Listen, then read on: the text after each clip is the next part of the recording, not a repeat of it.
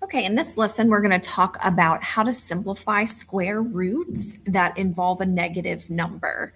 So, first of all, what I like to do is I like to separate the -1 times the square root of whatever else is inside that square root. So, -1 times 25 will make root -25.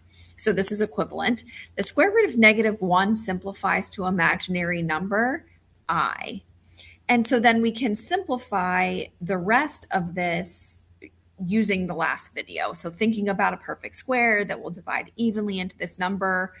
25 is a perfect square. So the square root of 25 is 5. So this would be equivalent to I times 5, or just 5I as a simplified answer.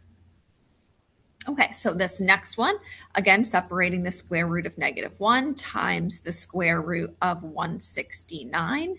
Again, 169 is a perfect square. That will simplify to 13. And then the square root of -1 is I.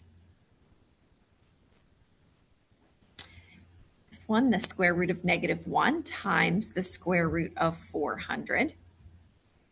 The square root of 400 is 20. And square root of -1 is I. Okay, so this next line, they're not going to be perfect squares. So we're going to be not only simplifying the square root of -1 to just I, but also simplifying the square root of this positive number.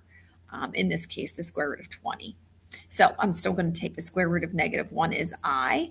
I'm going to further break down the square root of 20. So thinking about a perfect square that will divide evenly, 4 will go into 20. So the square root of 20 is square root of 4 times square root of 5.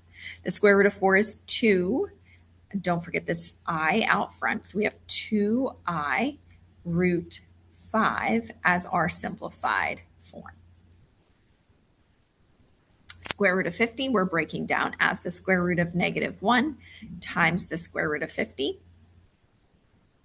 The square root of 50, I'm going to break down as the square root of 25 times the square root of 2.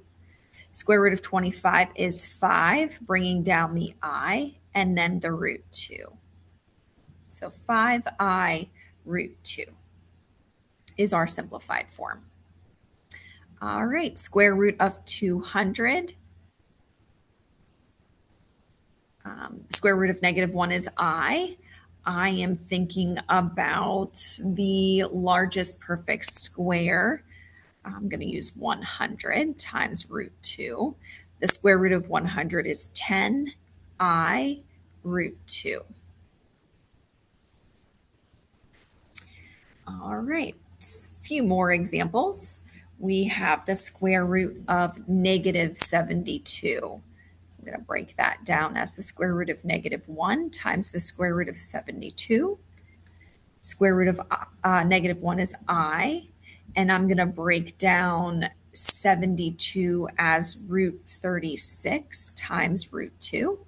The square root of 36 is 6, so I have 6I and root 2. Square root of -144. I'm going to break down root 44 as root 4 times root 11. So I have 2I root 11. And our last example, the square root of -80. I'm going to break down root 80 as